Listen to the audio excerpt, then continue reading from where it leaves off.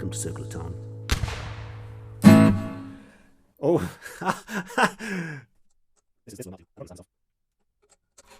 I did stick myself. All right. People are wondering what the hell is going on. String Game 2019. Thanks to my patrons. People hate it when I have all my strings flapping. I just bought this. For some reason, I overlooked the fact that the strings weren't flapping on it. If you want that to end, become a patron of Tone. Let's have a look. So we got Joseph C, Billy B, and Jasper A, legends, and Jonathan P, of course. On to the video. All right, let's get straight to it. The big one, the one that everybody wants to know, is the Shredmaster and the possibly a rat as well, because that's what people think it was. So let's find out. Let's start off with the Shredmaster pedal.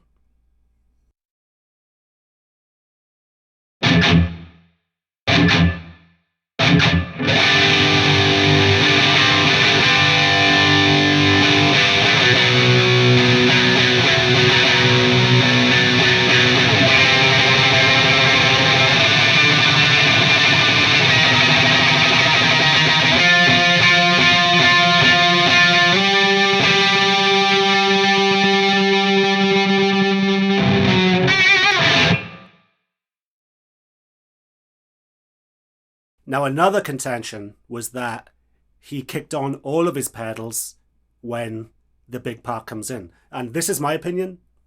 The Shredmaster was on, and it could have been a DS1, it could have been a Rat, whatever other pedals that they were using at the time.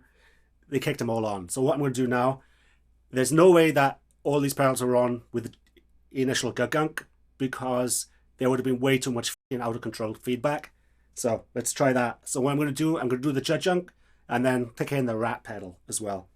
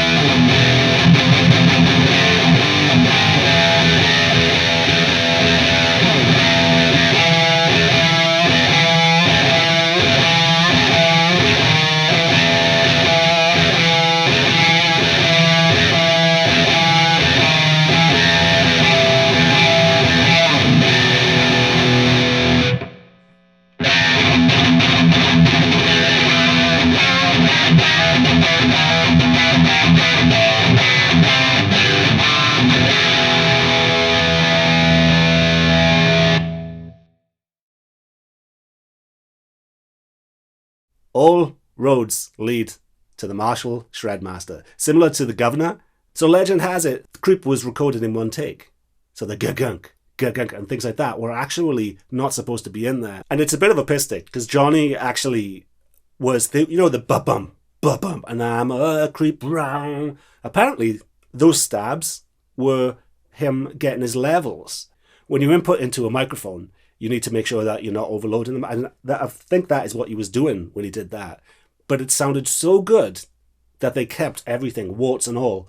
And everybody in the producer room, when they finished playing it, they all burst into applause, because this is what makes hit songs. Some of them can be overthought. Some of them can be really go into depth. Like, I'm planning out my first single in a long time from my band Talk, and I'm going over the edge into what I'm going to do, and I'm overthinking it. With Creep, it was so underthought, and it's kind of a rip-off of another song, and they knew that, but it's, if you're not stealing, you're not trying. And what kind of depresses me about Creep is with Tom and the rest of it, he's, again, overthinking it, where it's obviously going to hurt thinking about that they lost the royalties and things like that to the original song. I can't remember what it is off the top of my head, but they should be happy with what they did, because that what it has is what I was talking to my friend the other day about. A lot of music is overthought, and these were kids, these were young men, not overthinking it, but they just know what sounds good. They were working on the songs and the they didn't hardly know what gear they used. The amp on this was one of the cheapest guitar amps you can buy, an old solid state Fender. When it comes to Ed's gear, I mean, he's underrated. He's like the backbone of the band, really. And there was rumors that he used a Mesa Tremoverb as the source of his tremolo effect on there. But he did actually use that, but that was just after this album. So a lot of people, sorry, I got a cold. A lot of the people think that it could be the AC30 or a Fender Twin. So I used an AC30 clone. I'm using a hardwired pedal, Digitech, for the tremolo effect. I just have everything on 5. I didn't like them. I didn't want to overthink it. I just put mics everywhere and let rip. So let's have a listen to what I got from the clean aspect of it.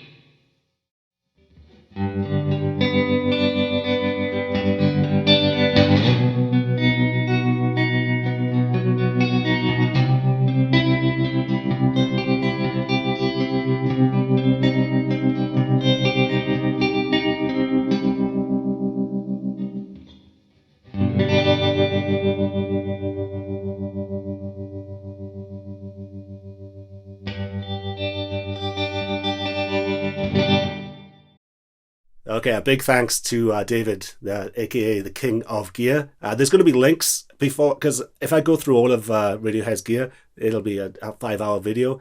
I mean, I am the Alex Jones of tone, but there's other Alexes out there, and he's one of them. If you're into a deep dive of everything Creep, go check it out. Links are below. He also does his own pedals and things like an actual Shredmaster clone. So there's rumors that it was I think it's a Demeter TRM1 pedal. It sounds more to me like multi-effects because it has this everything in it, like compression, or there's something going on with it where it doesn't sound like a classic amp with a regular pedal in front of it. It sounds a little bit more like a hybrid. So I actually think it might be the Yamaha effects unit that he was using at the time too. Yamaha effects always been my favorite. There's something about, like, I've even got a Magic Stomp down there. That thing has about 3 old classic Yamaha racks stuffed into it. So there's so much underrated Yamaha. The SPX 90, hello, that was on Rage Against the Machine. It was on everything. It was on bass. It was on all sorts of stuff. So yeah, I don't know what they specifically used for Ed. I tried to get in contact with him. So if you know, just let me know in the comments, and that'll be cool. Don't just say I think I heard, because that's what the internet is. If you can give me proof, a quote, something, it's kind of tough to track down the right gear sometimes. So yeah, I mean, what a way to start your career as a band, just recording Creep. And I think it wasn't even a hit when it first came out. It was like, I think it was like a Turkish DJ that actually broke it, because he started playing it and then it just spread like a virus all over the world, and all of a sudden Radiohead was like, Jesus Christ, we have a monster on our hands. Not a hit, because I don't think it was a number 1 or anything, but it just got into people's consciousness. And one of the best live performances I've seen is Radiohead singing Creep, because they don't like to sing it. I get it. They've gone, the big thing about Radiohead that gets on my nerves is they are ahead of the curve usually. I mean, they were one of the first bands to have an internet, a website, and I think they were the first major band to have a website. How cool is that? But then they get into this progressive ambient noise, the rest of it, which, maybe it is musical. They're really good at what they do, but they're kind of robbing us of potential songs in the future. There's some of the singles they have, on the bends, and it's kind of depressing that they won't just strip down to the basics and give us a radio rock song. I mean, why not? What's so indie? What's holding you back? Is it because you got hurt from your first hits because of the legal issues, things like that? I mean, what's stopping you? Come on, guys, just get in a room, get going. I know Ed is actually bringing out a solo album, I think, which that might be interesting. But yeah, it's kind of sometimes bands go up their own asses. I mean, Sting is some people like that where they get that initial success and they kind of lose the fire, and then they spend too much time reading, the indie kids Bible, and then all of a sudden you question yourself, and it's like, just write some fucking songs. There's lots of stuff when it comes to Radiohead which it's low. Okay, like they were so broke that they couldn't afford good gear, so they got the Fender amp and the cheap Marshall pedals and the rest of it. I'm like, I don't believe that for a second. This is a picture of the school they all went to, so they can't scrabble money around for gear. Okay, guys, whatever you say. Yeah, punk rock, right? If you really want to get into neckbeard land, there's no such thing as punk rock. The whole thing is a sham. But I'm bringing out a video on that another time. So guys, thanks for watching. And again, the King of Gear, so much information on there, and I think you guys will dig it. If you are interested in these types of vids, we have a Facebook group. Like, I've put some private content on there today of me playing that intro, rehearsing that intro, just the audio. And we talk about gear. Like today, somebody was asking about how do you recover a Mesa 4x12 and all sorts of interesting stuff. Lots of interesting people, lots of funny memes. It's good to switch the brain off now and then and just have a chat with musicians, If you want to see pictures and things of my setup, on my Instagram, I take close-ups of the cameras. I take close-ups of the microphones and that type of thing. So that is it, and hope you liked it. I'll see you next time. Circle of Tone.